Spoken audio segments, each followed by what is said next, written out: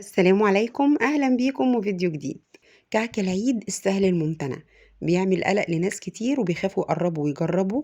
لكن الحقيقة إن احنا نعمله النهاردة في الفيديو ده بطريقة هتبقوا فيها محترفين. هيطلع أحلى مليون مرة من الجاهز، وهتاكلوا أحلى كعك السنة دي من صنع إيديكم. الفيديو ده مفيش نصيحة خاصة بالكعك ولا تسويته ولا حشوته غير لما هنقولها. تابعوا الفيديو للآخر وإن شاء الله هتاخدوا أحلى نتيجة، وهتعتمدوا الطريقة إن شاء الله، وهتبقى طريقتكم كل سنة بإذن الله. كل اللي هيدوق الكعك من إيديكي السنة دي بالطريقة دي هيحلف بجماله، وهيسألوكي إزاي عملتيه، مش هيصدقوا أصلا إنه اتعمل كمان في البيت. لو أول مرة بتشوفوني ما تنسوش تدوسوا لايك وتعملوا سبسكرايب للقناة لو لسه ما اشتركتوش. بسم الله ونصلي على سيدنا محمد ونبدأ على طول. عندي نص كوباية من الحليب الدافي، نص كوباية دي يعني تقريبا 100 مللي. نقدر نخليها مية لو انتوا حابينه يقعد معانا فترة أكبر، بس أنا طبعا عاملة نص كيلو فمش مستاهل، يعني مش هيلحق يقعد. وهنضيف عليهم معلقة صغيرة من الخميرة الفورية، معلقة صغيرة من بتوع الشاي، وكمان هنضيف عليها معلقة صغيرة من السكر. هندوب بقى الخميرة والسكر مع بعض كده ونسيبهم على جنب لحد ما نبدأ نشوف السمنة هنستخدمها ازاي. في ناس بتحب تستخدمها مقدوحة، وناس بتحب تستخدمها باردة من التلاجة. أنا هقسم ال 300 جرام سمنة، نصهم هقدحهم ونصها هضيفها يا دوب ده. أنا هعمل نص كيلو من الدقيق هنستخدم ليه 300 جرام من السمنة، عشان أنا عايزاه يبقى دايب. لو انتوا عايزينه يبقى وسط يبقى هتضيفوا ربع كيلو بس، حوالي 250 جرام من السمنة للنص كيلو دقيق. هاخد السمنة دي قسمتها نصين، نص هسيحه واقدحه كده على البوتاجاز وهنشوف النص التاني هنعمل فيه ايه.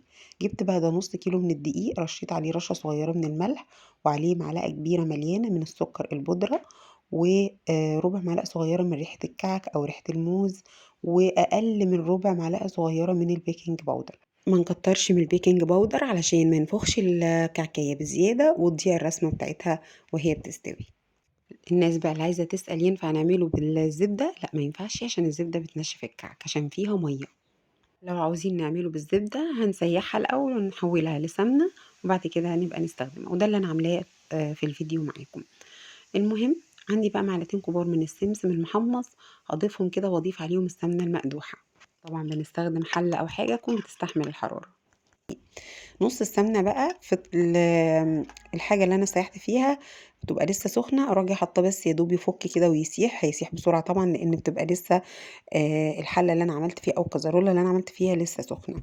هضيف بقى السمنة كلها كده، وهنلم نجمع المكونات كويس جدا جدا. في الفترة دي بنعجن براحتنا جدا، لكن أول ما هنضيف السوائل مش هنعجن أبدا.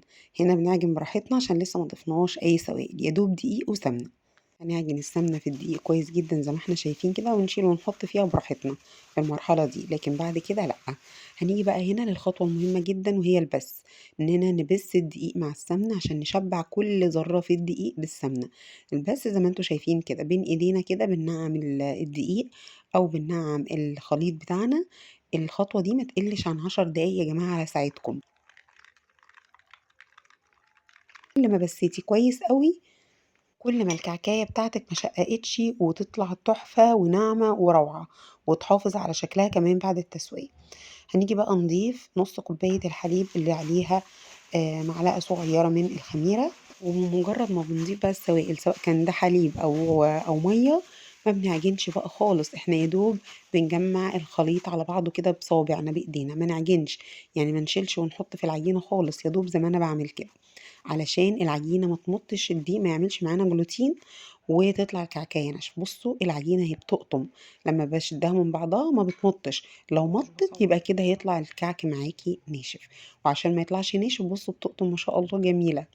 بعد كده بقى هنبدأ نسمغ كده بين ايدينا حتة من العجين علشان نختبرها. احنا بسناه مش اقل من 10 دقايق، زي ما انتوا شايفين كده لقيته لسه بيشقق. هنعمل ايه في الخطوة دي؟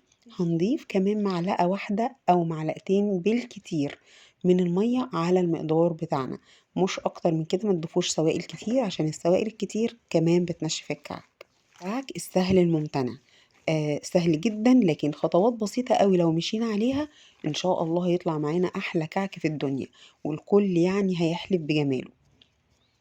ضفت معلقتين المية، وبعدين هنبدأ بقى ايه نسمغها تاني بين ايدينا كده.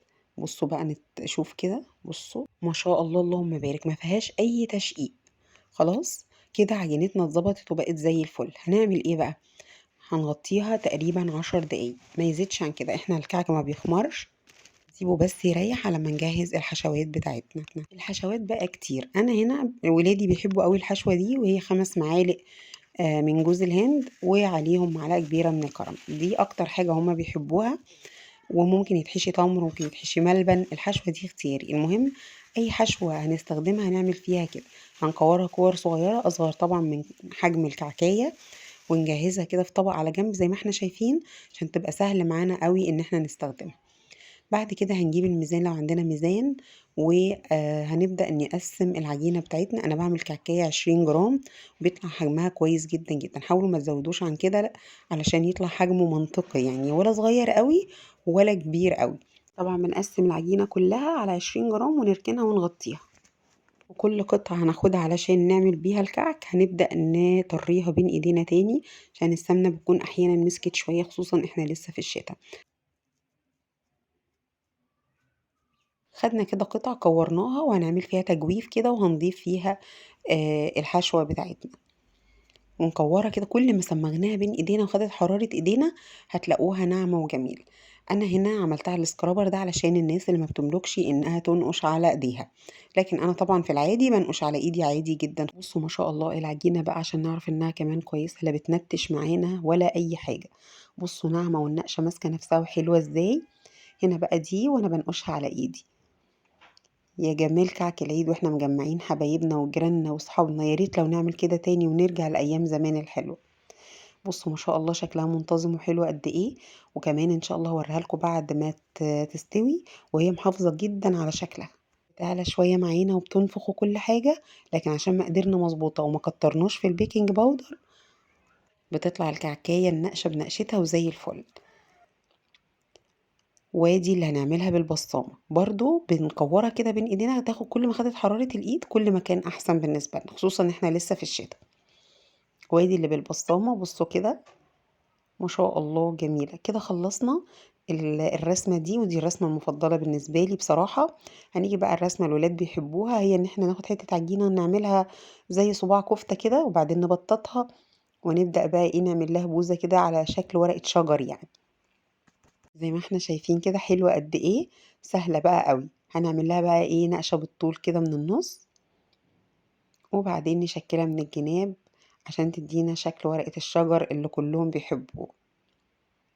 التشكيل طبعا يرجع لكم، اعملوا الرسمة اللي انتوا بتحبوها. انا عملت اكتر رسمتين احنا بنحبهم، وكده كده اصلا السكر بيداري النقشة بصراحة، فما بدقش قوي في موضوع التشكيل ده. بس بصراحة هي طلع شكلها حلو جدا.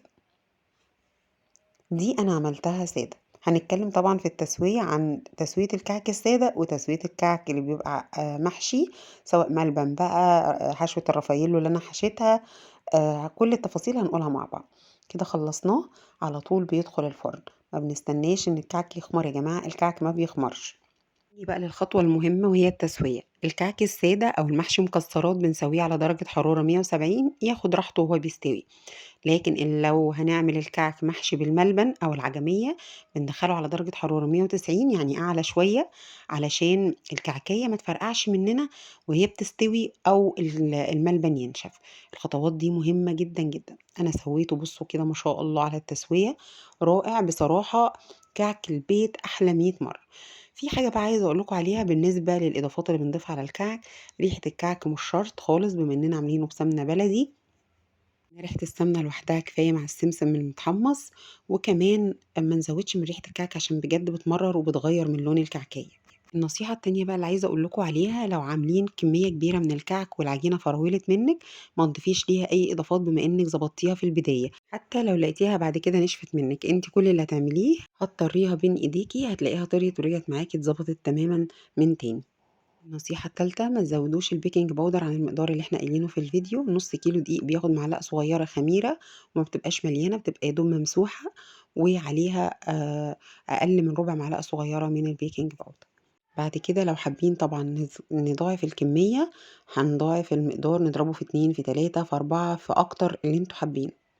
النصيحة برضه اللي مش عايزة أنسى أقول لكم عليها، لو بتعملوا كمية كبيرة من الكعك، يعني 2 كيلو، 3 كيلو، عشان يقعد معاكم يُفضّل تعجنوه بمَيّة بدل الحليب. المَيّة بتخلّي عُمر الكعكاية أطول، وبتحافظ على ريحتها وطعمها أكتر كمان. وبكده نكون قُلنا كل الحاجات اللي تخلّي الكعك بتاعنا يطلع معانا خطير ودايب وفي منتهى الجمال.